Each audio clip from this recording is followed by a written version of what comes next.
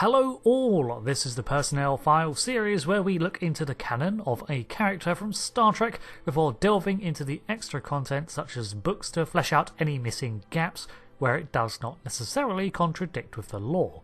In this case, however, the life and death of Charles Trip Tucker III is a little messy in his later life, but we'll get to that when we get to it. For now, let's look at his timeline, beginning with his birth in 2121 to Charles and Elaine Tucker.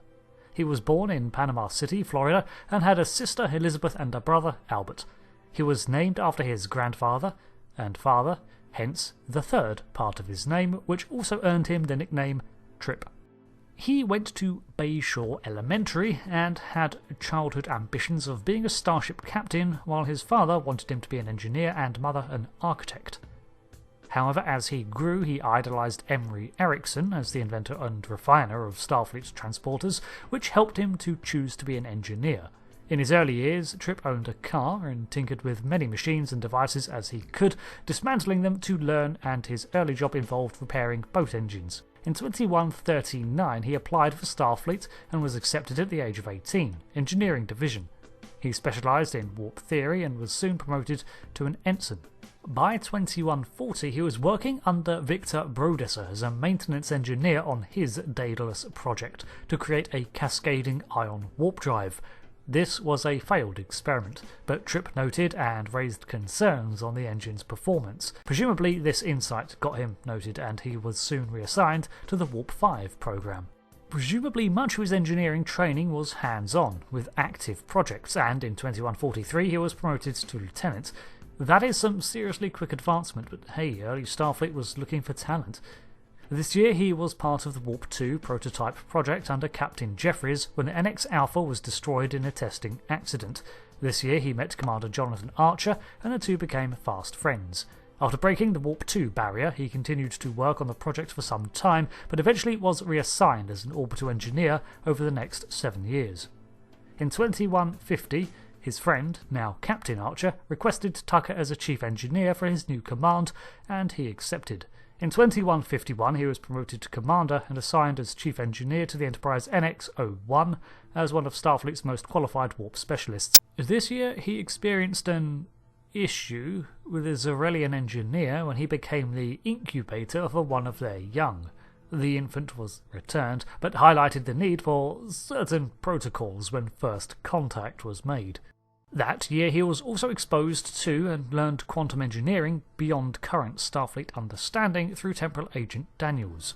In 2152 he was stranded with an Arconian and kept the former aggressor alive throughout the ordeal. He also caused a diplomatic incident with the Vissian cogenitor when he attempted to incite them to seize individuality despite their place in Vissian society. While acting in an attempt to right a societal wrong, it was another culture's issue to deal with and placed Starfleet in a difficult diplomatic position. In 2153, the Xindi attacked Earth and he lost his sister with their test weapon cut through Florida. To help with the stress, loss and sleepless nights, he was prescribed Vulcan neuropressure by Dr. Phlox to help with psychological issues. During the Enterprise's mission in the Delphic Expanse, he generated warp theory equations that could work within the altered space of the area. He was rendered comatose by nucleonic particle contamination, and a mimetic symbiote was created as a compatible tissue donor. That year he also led what was technically a mutiny against a compromised Captain Archer, but considering the captain was indeed not his usual self, it was classified as a lawful relieving of duty. He was present for the time travel incident to stop the Nakul in 1944, and in 2154 he was killed by a silicon-based virus, but he was revived by Organians. Memories of this experience were erased, however. He also created a telepresence unit for the Enterprise to combat the Romulan drone ship, and later in the year accepted a transfer to the Columbia NX-02 as chief engineer. This went through, but in an incident with the warp core of the NX-01, he transferred back to the Enterprise to fix it before reassuming his old position. In 2155 there was an incident with Terra Prime and their creation of the Vulcan-human hybrid child, Elizabeth. Sadly, the child died due to poor cloning techniques used. He continued to operate as the chief engineer of the Enterprise until 2161, when the Enterprise NX-01 was to be decommissioned with the founding of the United Federation of Planets. However, he was killed in a self-rigged plasma conduit explosion to save the life of Captain Archer before this could happen. This is where the canon storyline ends, but Apocrypha chose a different fate for him, so let's explore that.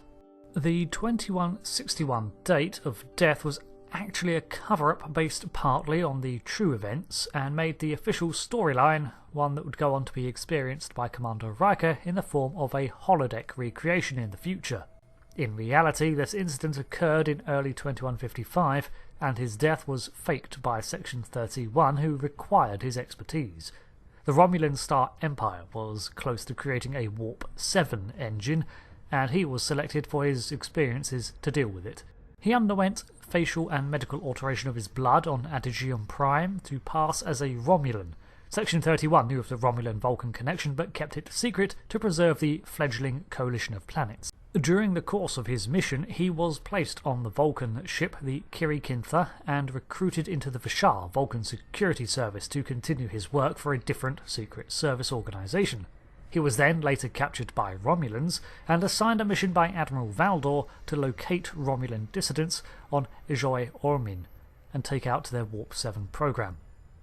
During complications on his mission, he spent 2 years travelling at near light speeds without a warp drive, which caused time dilation, so he only experienced 2 weeks. In 2160, he returned to Coalition space and finally had his appearance restored, where he took part in stopping Terra Prime terrorism incidents with Section 31. Throughout 2162, he continued to work alongside Section 31 and supplied Admiral Archer with information as discreetly as he could, but Trip chose to remain with Section 31 because he considered himself in too deep and too changed by his experiences. In 2164, he undertook a mission to Soria to prevent the dictator Maltivus, and in 2165 he adopted the cover identity of Philip Collier during the Weir crisis. He was assigned as advisor and temporary chief engineer to the USS Pioneer, NCC-63, under Captain Malcolm Reed. In 2165, he travelled to Alpha Centauri and met with the immortal Flint to help establish a new cover identity and get out from Section 31's operations. He had cosmetic alterations to hide his identity and took on the name Michael Kenmore. He eventually moved back to Vulcan with T'Pol and had 2 children with her, Tamir and Lorien. This was downplayed and not common knowledge, with T'Pol pretending the children were from her previous marriage to Kos. He was still alive by 2238, making him 117 years old. His ultimate fate is unknown. There existed a Tucker Memorial Building on Starfleet headquarters, which functioned as the office for the Starfleet Corps of Engineers. In terms of interests, there is of course a myriad of technological intrigues for him based on his profession. Both out of professional curiosity and personal, Tucker is unlikely to pass up an opportunity to get hands-on with alien or unfamiliar technology, especially if it is beyond Starfleet levels. He has the sort of practical mind that can easily construct and destruct almost anything, and even if he doesn't understand it, he can mimic and generally recreate something. Clearly, Starfleet recognised the technological savant in him, as according to his record he was almost instantly placed in positions where he would benefit Starfleet, despite still being at the Academy. However, technical tinkering is not his only interest, as he enjoys scuba diving since childhood, and has a fondness for movies with a preference for the mid-20th century selection. He took it upon himself to host an Enterprise movie night, but his choices were often drawn from his personal preference, to the chagrin of the crew. Trip is generally hospitable, curious, and complimentary, but can bristle and become confrontational when his ethical values or his technical skills are questioned. He frequently becomes emotionally invested in people and projects, which can cloud his judgment, giving him a biased opinion. This can lead him into frequent situations where he approaches things from a very human perspective, with lots of assumptions, but this was often an issue with many early humans, as a relatively new species to the galactic scene. Trip remains collected under pressure and capable of devising on-the-fly improvisations. His disposition shifted a lot with the death of his sister, and he became far more reserved and stressed. Trauma and grief interrupted his sleeping, which led him to become more irritable, and as an extroverted character he seldom held back on expressing himself for good or ill. His loyalty to his friends is based on respect and repaid in kind, which ensured that he was surrounded by support at most times, even befriending the often unapproachable Malcolm Reed. He developed a relationship with T'Pol, and although it was brief and surrounded by confusion on both parts, it had the foundations for a real relationship. The apocrypha brings back Tucker as a secret agent, and as outlandish as that sounds, it is played from that angle, with him being a lousy liar and frequently at odds with his mission and the morally compromising actions that they may entail. After 6 years of being at it, however, surrounded by Romulans and other intelligence services, he eventually becomes far more paranoid and proficient at falsifying information, combining his natural flair for improvisation to become adept at spycraft.